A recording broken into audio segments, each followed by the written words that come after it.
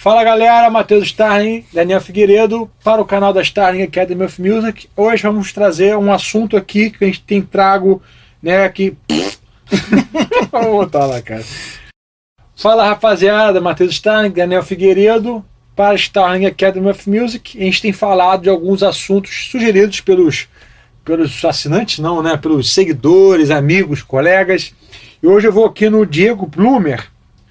Ele falou assim: os vídeos de vocês são ótimos, assisto todos, agradeço as dicas que vocês nos dão. Não sei se já deram a ideia, mas vocês poderiam falar de como lidar com músicos soberbos, também aqueles que não tocam nada e se acham os melhores do mundo. Ele perguntou outras coisas aqui também, a gente vai ter que separar em outros vídeos, mas achou a ideia interessante, porque é óbvio que ao longo desses 20 e poucos anos aí de carreira, talvez o Daniel com 30 anos, não sei... de carreira aí, a gente já passou por muitas coisas, então a gente tem que às vezes esconder, fazer umas manobras aqui para não dar muita pista, tá? Mas galera, não deixe de estar se inscrevendo com o sininho, que é extremamente importante, e comentar, o que a gente mais pede para vocês comentarem, tá? Curtir também é bom, compartilhar. Rápido comercial, ok. Starling Kids agora também, na Barra da Tijuca, além da Starling adulto, juvenil, adolescente, também aqui. De 0 a 120 anos. Starling para todos os anos. E também a Starling, a virtual, que vocês conhecem aí para todo o mundo. Bem, eu vou começar aqui falando uma história engraçada, porque teve uma revista que eles fizeram, uma revista de guitarras, que fizeram uma eleição do maior guitarrista de todos os tempos. E eles elegeram, o público elegeu um determinado guitarrista, e a revista ligou para esse guitarrista e falou assim: ó, nós fizemos uma eleição e você, né, foi escolhido como o maior guitarrista de todos os tempos. E a gente queria fazer uma edição, né, com você na capa, no próximo número, uma entrevista, tal. E esse guitarrista se negou, né, e falou assim: olha só, eu não aceito aparecer na capa da revista de vocês, porque a revista número 1 deveria ter sido eu. Então, em função disso, eu declino aí do prêmio e tudo. Então, o que aconteceu ali, né? O cara se sentiu desprestigiado, né? Já estava se sentindo, ninguém sabia, né? Então, assim, foi uma situação que me marcou muito, que eu falei: nossa, cara, a capa! Tipo assim, né? Qual a diferença de ser a volume 1 ou a 30, né? O que importa é que as pessoas estão dando crédito, né? Talvez não no tempo que ele achou que deveria ter sido, mas veio o reconhecimento em algum tempo. Então você acha que a gente tem várias histórias ao longo do caminho. Você gostaria de contar um aí, Daniel? Eu sei que você tem várias, né? Mas são histórias que eu acho que a gente até vai esquecendo, né? Porque são coisas doloridas. E eu tenho, quando você estava falando também, assim, e tem coisas que nós... tem casos que as pessoas podem ter achado que a nossa postura também pareceu soberba. Porque a questão, por exemplo, de eu não dar opinião no trabalho, a pessoa pode achar que é soberba. E é porque eu não quero ser sincero e acabar dando uma desgraça, que eu já falei em outro vídeo. Mas eu tive muitas experiências com isso, mas uma coisa que me dá um alívio é que eu vejo que com o passar do tempo, pelo menos na área que eu atuo, que é a área de televisão também, de show, de produção, trabalhei muito pouco. Eu tô vendo que esses reizinhos, eles estão acabando. Eu lembro que na primeira reunião que eu tive, da primeira novela que eu fiz, eu fiquei surpreso, muito surpreso positivamente, pelas pessoas que estavam na reunião, que era o Avancini, o Thiago Santiago, a Vivi Jundia, Vicente, pessoas assim. Eu falei: cara, pessoas educadíssimas, sem ego nenhum. Eu falei: será que eu morri, cara? Isso foi um choque para mim. Quer dizer, eu tive momentos de total conviver com super egos complexos demais, que você tinha que saber todo jeito de chegar, e ao mesmo tempo eu tive essa surpresa que eu acho legal contar, para dar uma esperança, porque eu tenho visto esse declínio, mas muito mesmo. Cada vez que vai passando os anos, eu vejo que tem menos esse tipo de pessoa. A sociedade já não suporta mais esses senhores feudais que eu sei, eu mando, eu sei de tudo. Entendeu? Porque antigamente talvez a informação era mais, né, Menos difundida, menos né? difundida. Hoje qualquer um sabe tudo, faz curso de tudo, qualquer lugar. Eu não sei o que que é. Mas graças a Deus, então quem viveu, quem trabalhou tempos atrás, sofreu muito mais.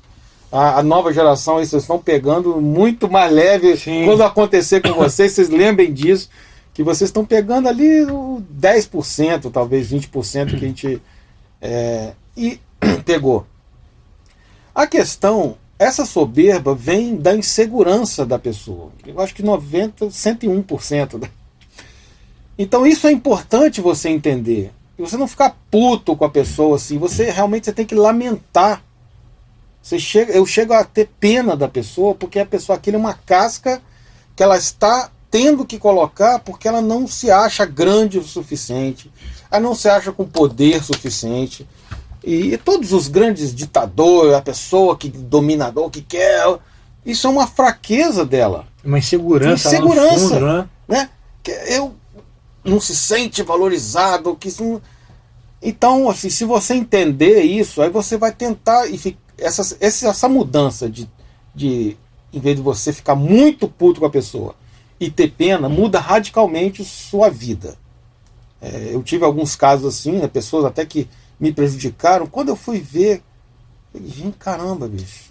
Por quê? Se o cara não tivesse me prejudicado, não tivesse tentado me dar rasteira, ou não tivesse a soberba, eu imaginei tanta coisa que o cara perdeu, não só comigo. Então você chega a ter pena da pessoa. E isso... É muito difícil você manter, você ser... Porque quer ver um caso, Keith Jarrett. Sim. Não sei se você lembra, eu estava na Berkeley na época, então tem muitos anos que teve um vídeo dele, ele estava num show, alguém filmou, né, na época que o YouTube estava surgindo. Sim. E ele falou que, cara, ele xingou seus filhos da pé, que não sei o que lá. Olha só, o privilégio de estar aqui de vocês não é meu. Se alguém filmar mais alguma coisa, eu não toco mais. Uhum. Isso aí, esse vídeo desse trecho botaram no YouTube, né? Nossa. E na Eu época, não sabia disso, não. foi viral. Mas você vê, eu fiquei na época com uma... Falei, pô, mas Decepcionado. decepcionado, que cara, né? Mas é um gênio da música, sabe? Mas você vê, o cara é aquele gênio, ele continua trabalhando, continua fazendo coisa, mas isso aqui, se você não for tão genial assim, cara, você pode destruir a tua carreira. Eu sempre brinco, apesar do cara ser assim... Apesar de... Então, tem muita gente, não, mas o cara é assim. Eu entendo também que certas posturas mais rígidas dessas pessoas, de querer, não, eu quero 5 toalhas brancas, isto realmente leva as pessoas a respeitarem mais. Eu lembro, agora eu vou poder falar uma história que eu acho que agora não tem mais problema. O cara morreu. Não, né?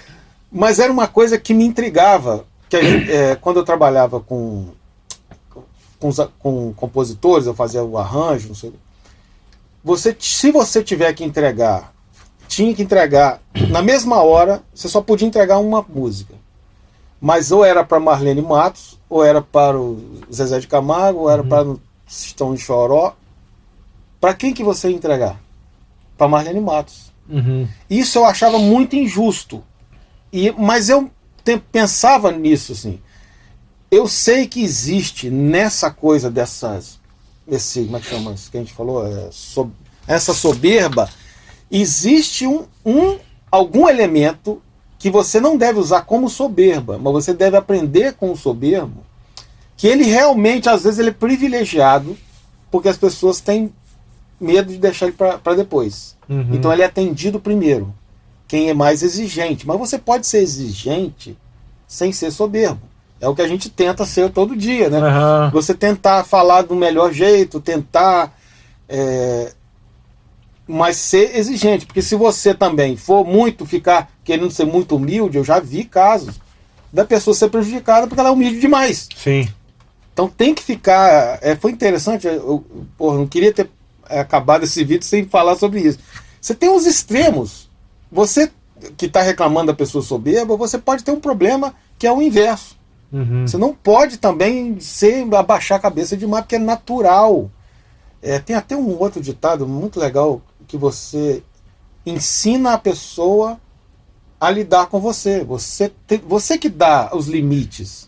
né, na convivência, você vai dando os limites. Então, a soberba é horrível, mas também você tem que evitar menos, como é que chama? O contrário da soberba, a humildade extrema, porque você vai ficar, não, bicho, depois a gente entrega, vamos entregar para Marlene Mato, para depois não sei quem, para não sei o que, não sei quem, e depois não sei o que. Mas eu ficava muito encucado e achava injusto isso. Mas as pessoas, bicho, você quer parar, nunca mais trabalhar com a Marlene? Porque ela é assim. Sim. Ela é a única desses aqui que se você não entregar 1h da tarde, não tiver a música lá, ela nunca mais te chama. Que é aquela soberba. Bicho, pra mim não existe nada. Não existe ninguém melhor que eu. Tem que ter tudo aqui quando eu pedir, do jeito que eu quero e acabou. Mas, conclusão, a dificuldade dela de arrumar emprego hoje em dia. De arrumar qualquer coisa para fazer hoje em dia. Né? Eu não tenho nada pessoalmente contra ela. Tem até outras histórias assim, que a gente pode contar em outros vídeos. Mas é uma pessoa notoriamente que não tinha paciência com ninguém, não queria saber de ninguém, mandava e desmandava e não dava desculpa que não tinha tempo e aí tratava todo mundo, até dizem que até a própria Xuxa lá no meio, todo mundo ela falava o que tinha que falar e que se dane se ninguém escutasse. Era uma característica dela, que pode ter funcionado para algumas coisas, funcionou ali naquela química que tinha, mas depois não funcionou mais. E isso é o preço que essa pessoa vai pagar.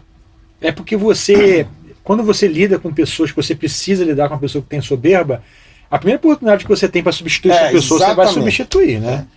Porque o Steve Jobs, por exemplo, ele tinha um temperamento terrível, mas o cara era dono da Apple, né? Tanto que tiraram ele. Tiveram a oportunidade. O cara que ele contratou ajudou a tirar ele. Então você vê uma coisa que é interessante, tem gente soberba, às vezes, que ela tá lá embaixo na hierarquia. Às vezes um funcionário seu que faz uma coisa ordinária que qualquer um pode fazer, um dia você chama a atenção e o cara recebe da pior maneira possível. Você fala, nossa, o cara, bicho, não tá querendo ouvir um feedback de que ele limpou mal alguma coisa.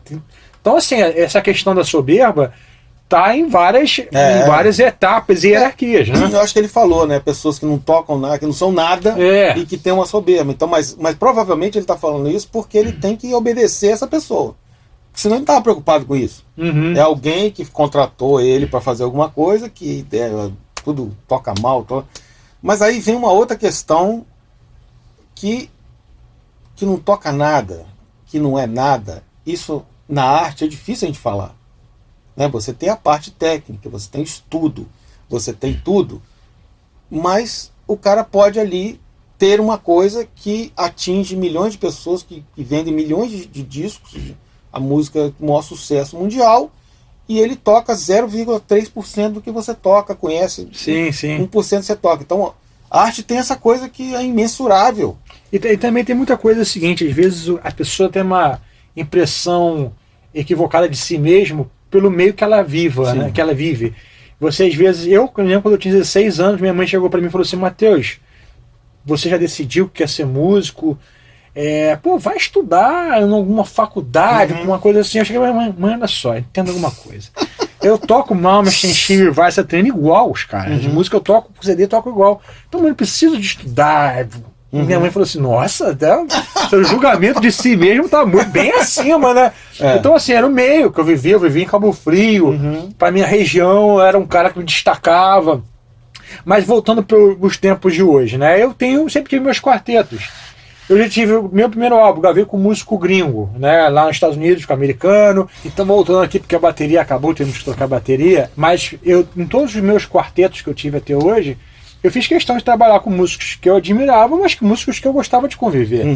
Não adianta, você vai precisar de fazer uma colaboração, vai precisar de ensaiar, você tem que curtir estar junto com a rapaziada. Você falou aquele documentário Hired Gun do Netflix, e uma coisa muito clara e que você percebe isso em todo mundo que está na posição de contratar, o Rob Zombie falou o seguinte, cara, tem 3 coisas para contratar.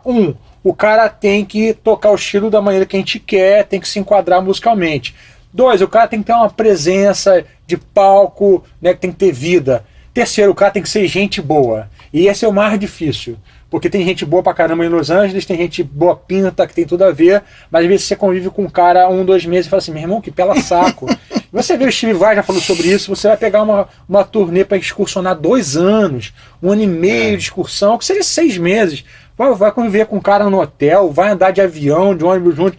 Pô, você vai querer ficar lidando com um cara que é soberbo. Então você quer curtir, cara. Então as pessoas que são soberbas, elas normalmente são limadas. Sim. O temperamento é uma coisa importante. Eu acho que isso está muito na questão da inteligência emocional. Sim. Às vezes o cara, ele é um gênio, tem um QI, mas ninguém suporta conviver com o cara, né? O Goldman, ele lançou aquele livro Inteligência Emocional nos anos 90, que foi um rompimento, porque é exatamente isso. Às vezes as pessoas, elas têm uma habilidade extraordinária, tem algo que todo mundo quer. Poxa, caramba, olha só que cara incrível. Quando você convive com o cara, nossa, que decepção. Então a questão da inteligência emocional. Você, às vezes, nem é o mais brilhante, mas você consegue lidar até aquela inteligência interpessoal. Isso também é extremamente importante. Mas eu tive alguns casos também com essa soberba, problemas, às vezes, sérios de pessoa, de chefe, querendo me limar, mas aí, justamente, todo o meu trabalho, tudo que eu tinha feito, as pessoas que eu tinha já provado que eu funcionava, só a soberba dele, entendeu? E ele inventando coisas sobre mim não foram suficientes. Então você tem que ter, assim, se você for guerrear com essa pessoa, você vai acabar se tornando também uma pessoa desagradável, que só fica brigando com essa pessoa. E então é melhor você sempre se garantir, como a gente fala, faz o melhor, fica aqui, não se preocupa com essa pessoa, ela vai cair daqui a pouco.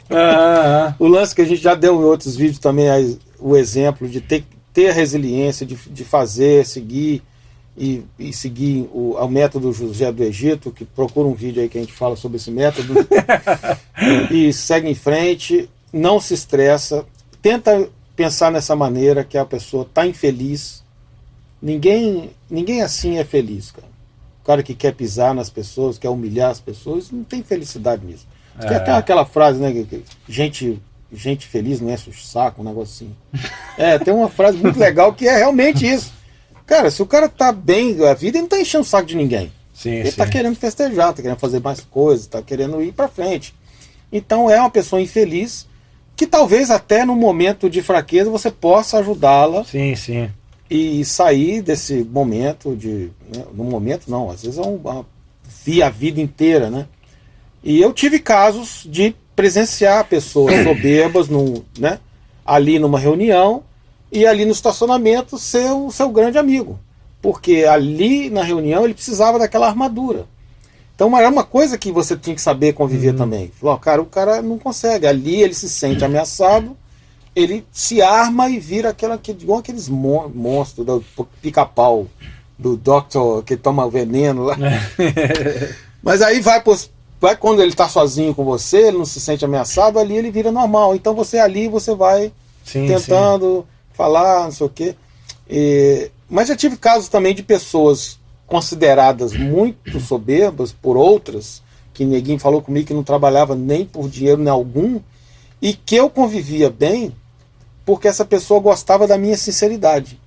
Ela sabia que comigo ela me tratava como todo mundo, assim, no jeito de falar, agressivo, no jeito de não tinha uma condescendência, uma coisa mais suave comigo. Mas ela tinha uma firmeza que eu sentia comigo, um respeito, que era justamente porque eu era uma das poucas pessoas que eu falava tudo completamente o que eu achava. Podia ser a coisa mais, entendeu? Que todo mundo ia tremer na hora, mas ela sabia, o Daniel, eu posso contar com a sinceridade dele. E isso para essa pessoa era muito valioso. Então tem essas maneiras, uma das maneiras que eu senti que eu quebrei uma pessoa foi isso. E a gente só não trabalhou mais porque minha vida mudou, senão eu estava trabalhando com essa pessoa até hoje. E eu fico surpreso, porque é uma pessoa que eu já conheci algumas pessoas que já falaram várias. Mas por dinheiro nenhum eu trabalho com aquela pessoa de novo. E você levou de boa, né? Eu levei de boa porque eu entendi essa situação. Entendi a pressão que a pessoa estava sobrevivendo, porque isso a gente tem que entender também. Às vezes a pessoa está com muita coisa, aquela pressão, e o cara te dá uma patada, assim, mas é uma coisa de boca para fora. Essa questão que a gente está falando de soberba em vários níveis. Eu, por exemplo, faço entrevista assim, nivelamento com alunos de todos os níveis, né? Eu já recebi gente, cara, que na conversa falou de falar pra mim assim, cara, eu toco qualquer coisa que você botar na minha frente, só sair tocando aí que eu já acompanho. Sim. E você, na hora que começa a tocar com o cara, você fala assim, que isso, rapaz, de onde que esse cara veio É exatamente o oposto, Nossa. sabe? É aquela questão do meio que o cara veio, cara. Ele estava acostumado a tocar música com 3, 4 acordes, e ele achou que o mundo era isso. Daqui a pouco eu fui lá, vamos tocar em Si bemol, vamos tocar em Mi bemol. Vou lá, modulou agora, estamos em Ré bemol. Ué, mas não é tocar tudo de ouvido? Então, assim, na verdade, eu nunca, quando eu estou na posição de avaliar, eu nunca faço isso para humilhar a pessoa, mas mais para convencer a pessoa de que ela precisa voltar às etapas e estudar. Olha só, cara, vamos começar do nível 1. Às vezes o cara chega assim, não, eu quero começar do guitarra 3, eu quero começar do guitarra 4, porque eu já conheço escala maior, já conheço... Não, mas você já conhece escala maior mesmo, você consegue colocar em 12 tons, aí você tem que dar uma quebrada no cara de maneira macia pro cara. Olha só, cara, eu acho melhor você voltar aqui e estudar a escala maior do início, porque a gente precisa colocar em outros tons, a gente precisa ver 5 modelos. Então como eu convivo com muita gente, o tempo inteiro, fluxo de aluno e tal, eu já aprendi a lidar com pessoas que têm esse comportamento, sabe? E, pô, já vi um caso engraçadíssimo, cara, que rolou. Como eu dou muita aula em turmas, né? Turmas pequenas, 4, 5 alunos, teve um cara que ele foi fazer uma aula, ele veio com esse papo. Eu falei, cara, vamos fazer o seguinte, irmão, já vai ter uma turma agora, guitarra 1, tá no meio, mas, pô, cara, você tem experiência mesmo. Porque o cara me convenceu que ele era experiente, eu falei, cara, então, experiente, vai, essa turma de guitarra 1 tá quase acabando, mas você vai pegar tranquilo, vamos lá. Aí ele entrou pra tocar na sala e aí põe muita galera pra tocar um com o outro, né? Eu falei, cara, então é o seguinte, são 4 acordes aqui, tal, acompanha pro cara, aí improvisa, tal. Meu irmão, o cara chegou no final da aula pra mim e falou assim, poxa, cara, olha só, eu não gostei que você fez comigo, você me expôs ali, sabe? Porque eu deveria ter praticado em casa antes e chegado aqui pronto. Então, pô, cara, eu não gostei disso, realmente eu fiquei chateado, esperava que fosse outra coisa. Eu falei, cara, mas tá tudo bem aqui, tá todo mundo aprendendo. E não, cara, porque, poxa, os alunos já acharam que eu não sou um cara tão bom assim. O cara ficou extremamente chateado, mas ele tava na posição ali de aluno, entendeu? A questão do cara querer aparentar ser algo que ele não era ainda. Sim. Então, se você... talvez todo mundo em algum momento tenha algum problema, ninguém é perfeito. Nossa, pelo amor de Deus. E essa questão da soberba, se existe algo, algum resquício disso, a gente tem que tentar deixar de lado o mais rápido possível, né? Porque a gente viu que tem pessoas que estão lá em cima que são soberbas e as pessoas estão doidinhas para substituí-las, e a pessoa que está aqui embaixo, cara, que é miserável, é medíocre, mas é soberbo, né? E tem uma coisa também que talvez aconteça, é que, cara, tem pessoas que acreditam que a Terra é plana. Então tem pessoas que realmente acham que não é insegurança, realmente acha que 2 notas que ela faz, 3 notas, são as melhores notas do mundo, que ela sente isso. Cara, o cérebro é uma coisa muito doida. Então tem gente, eu acredito que seja, como é que chama? É o meio, soberbopata. De repente, o cara tem uma doença, tem uma pessoa, esqueci o nome, que ela tem compulsão por falar mentira. E acreditar nas próprias mentiras. Mitomaníaca, uma coisa assim. Mitomaníaco, Então, pode ter o soberbo que você está lidando com uma pessoa doente mesmo.